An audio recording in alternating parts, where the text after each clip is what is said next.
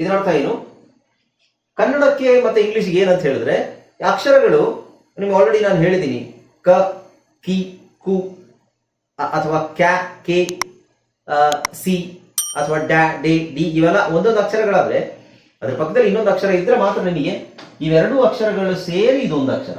ಕನ್ನಡದಲ್ಲಿ ಇವೆರಡೂ ಅಕ್ಷರಗಳು ಸೇರಿ ಇದೊಂದು ಅಕ್ಷರ, ಇವೆರಡೂ ಅಕ್ಷರಗಳು ಸೇರಿ ಇದೊಂದು, ಇವೆರಡೂ ಅಕ್ಷರಗಳು ಸೇರಿ ಕನ್ನಡದಲ್ಲಿ ಇದೊಂದು ಅಕ್ಷರ ಅಂತ ಆಗುತ್ತೆ.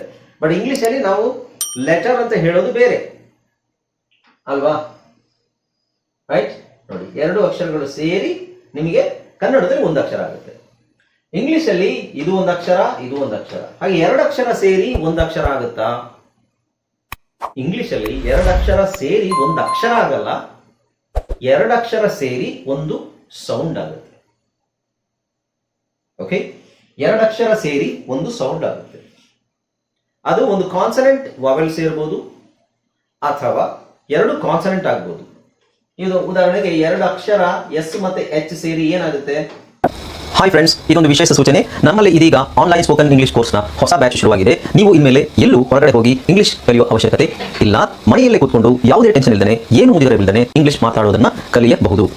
ಸ್ನೇಹಿತರೆ, ಸ್ಪೋಕನ್ ಇಂಗ್ಲಿಷ್ ಮಾತ್ರ ಅಲ್ಲ, ನಿಮಗೆ ಇಂಗ್ಲಿಷ್ನ ಓದಲಿಕ್ಕೆ ಬರಲಿಕ್ಕೆ ಬರಲ್ಲ ಅಂತ ಇಟ್ಕೊಳ್ಳಿ. ಈಗ ಇಂಗ್ಲಿಷಲ್ಲಿ ನಿಮಗೆ ಓದಲಿಕ್ಕೆ ಬರಲಿಕ್ಕೆ ಬರಲ್ಲ, ಬರೀ ನಿಮಗೆ ಎಬಿಸಿಡಿ ಮಾತ್ರ ಗೊತ್ತು, ಅಥವಾ ಎಬಿಸಿಡಿ ಗೊತ್ತಿಲ್ಲ ಅಂತ ಇಟ್ಕೊಳ್ಳಿ. ಸೊ ಎಬಿಸಿಡಿ ಗೊತ್ತಿಲ್ಲ ಅಂತ ಪರವಾಗಿಲ್ಲ, ನಾವು ನಿಮಗೆ ಇಂಗ್ಲಿಷ್ನ ಬೇಸಿಕ್ಕಿಂದನೇ ಓದಲಿಕ್ಕೆ ಮತ್ತೆ ಬರಲಿಕ್ಕೆ ಸಹ ಹೇಳ್ಕೊಡ್ತೀವಿ.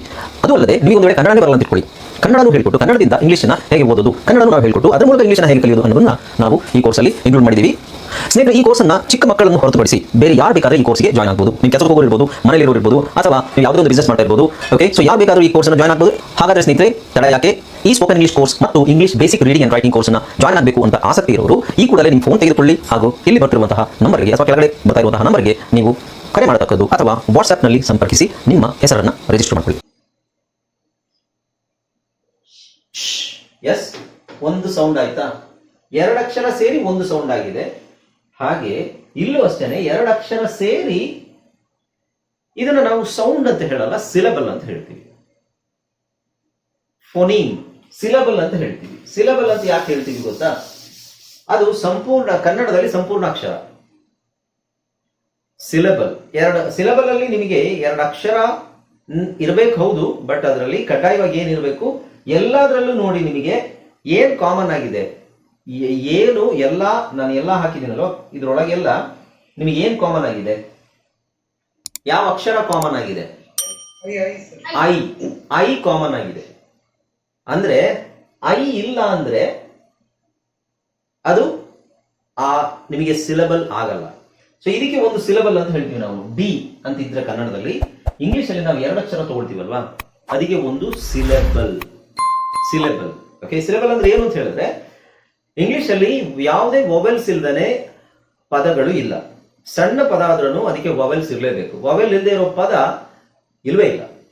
ಎಕ್ಸೆಪ್ಟ್ ನಿಮಗೆ ಆರ್ ಎಚ್,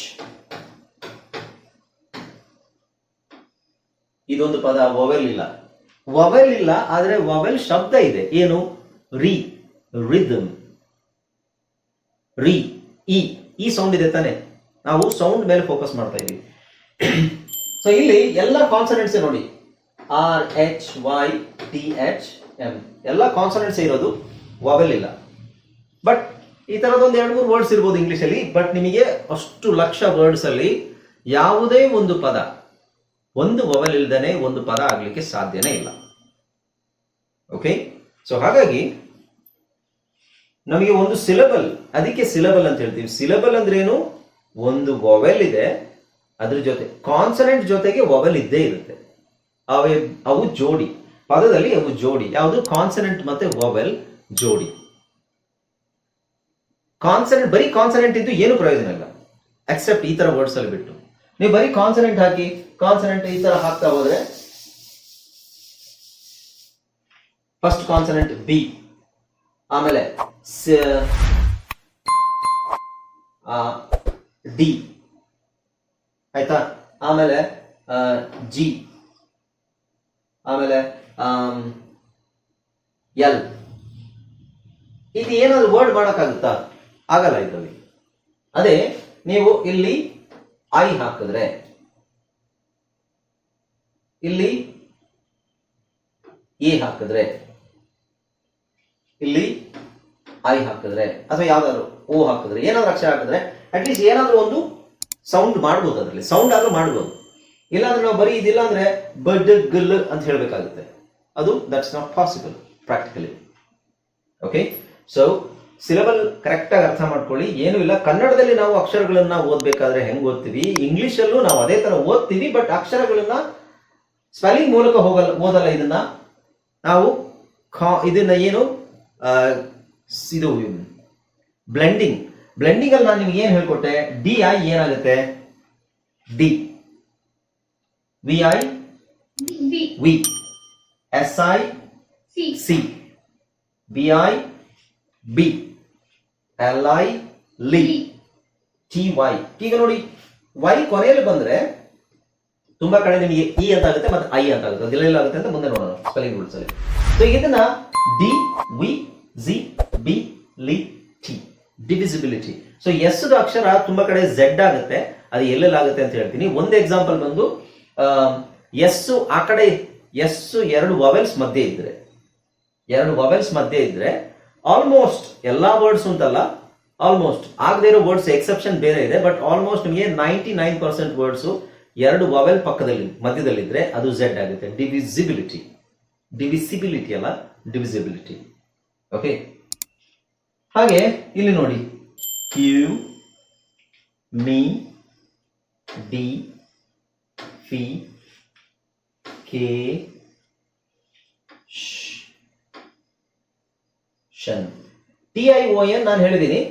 TION ಎಲ್ಲೇ ಬರಲಿ ಅದನ್ನ ಶನ್ ಅಂತ ಹೇಳಬೇಕೆ ಹೊರತು ಟಿಯಾನ್ ಅಂತ ಹೇಳೋ ಹಾಗಿಲ್ಲ. ನಿಮಗೆ ಸಫಿಕ್ಸ್ ಅಂತ ಬರುತ್ತೆ, ಸಫಿಕ್ಸ್ ಮತ್ತೆ ಪ್ರಿಫಿಕ್ಸ್ ಅಂತ ಬರುತ್ತೆ ಇಂಗ್ಲಿಷ್ ಅಲ್ಲಿ. ಇನ್ಮೇಲೆ ಇಲ್ಲಿವರೆಗೆ ನೀವು ಬ್ಲೆಂಡಿಂಗ್ ಕಲ್ತ್ವಲ್ವಾ, ಬ್ಲೆಂಡಿಂಗ್ ಅಲ್ಲೇ 3-4 ತರದ್ ಕಲ್ತ್ವಿ. ಈಗ ಇನ್ನು ವಿಷಯಗಳು ಸ್ವಲ್ಪ ಚೇಂಜ್ ಆಗುತ್ತೆ, ಆ ಬ್ಲೆಂಡಿಂಗೇ ಉಳಿಯಲ್ಲ. ಈಗ ನಾನು ಹೇಳಿದ್ನಲ್ಲ 70% ಆಗ್ಲೇ ನಾವು ಕಲ್ತಾಯ್ತು,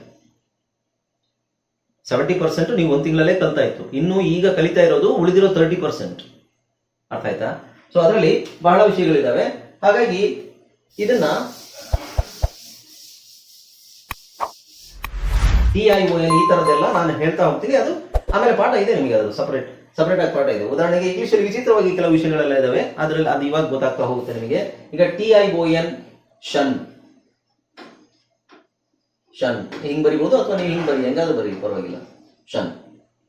ಓಕೆ, TION ಶನ್. ಹಾಗಾದ್ರೆ ಶನ್ ಅಂತ ಬಂದಾಗ ಎಲ್ಲ TION ಬರುತ್ತಾ? ಇಲ್ಲ. ಶನ್ ಅಂತ ಬಂದಾಗ ನಿಮಗೆ ಸುಮಾರು 7 ತರ ಸೌಂಡ್ ಚೇಂಜ್ ಆಗುತ್ತೆ. ಸಾರಿ, ಸೌಂಡ್ ಅಲ್ಲ, ಸ್ಪೆಲ್ಲಿಂಗ್ಸ್ 7 ತರ ಸೌಂಡ್ ಬರುತ್ತೆ.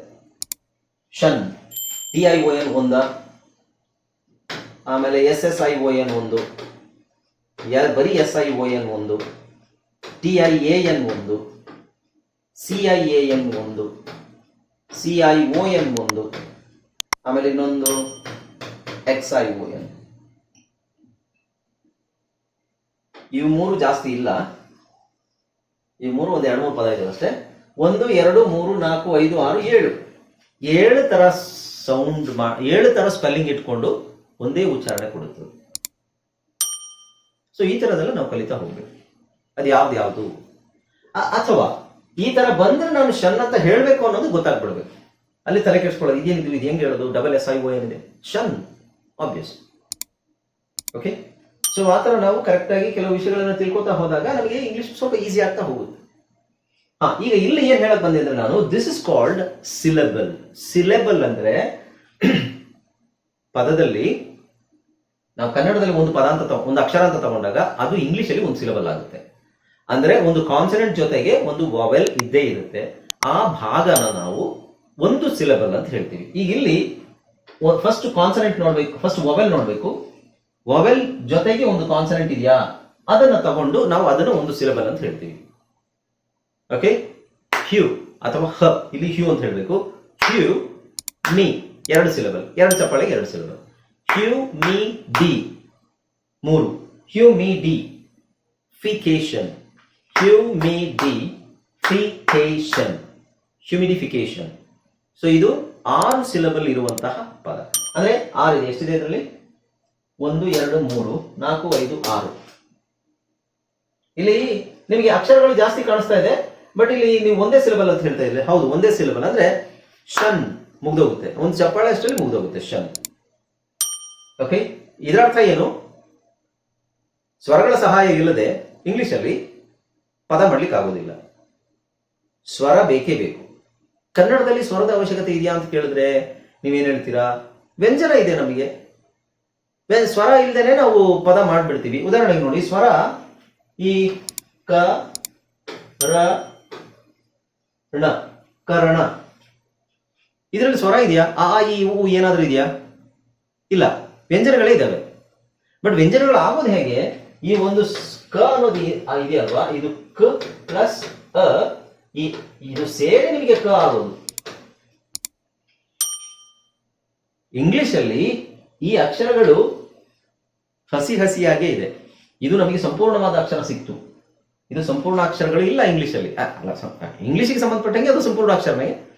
ಕನ್ನಡಕ್ಕೆ ನಾವು ಹೋಲಿಸ್ಕೊಂಡಾಗ ಡಿ ಅಕ್ಷರ ಇದೆಯಲ್ಲ, ಅದು ಡಿ ಅಲ್ಲ, ಅರ್ಧ ಅಕ್ಷರ, ಒಂದು ಸೌಂಡ್ ಅಷ್ಟೇ. ಅದು ಡಿಗೆ ಡ್ ಅಕ್ಷರಕ್ಕೆ ನಿಮಗೆ ಐ ಸೇರಿದಾಗ ಅದು ಡಿ ಆಗುತ್ತೆ ಅಥವಾ ಡೈ ಆಗುತ್ತೆ. ಆವಾಗ ನಮಗೆ ಒಂದು ಸಂಪೂರ್ಣ ಅಕ್ಷರ ಆಗುತ್ತೆ. ಓಕೆ.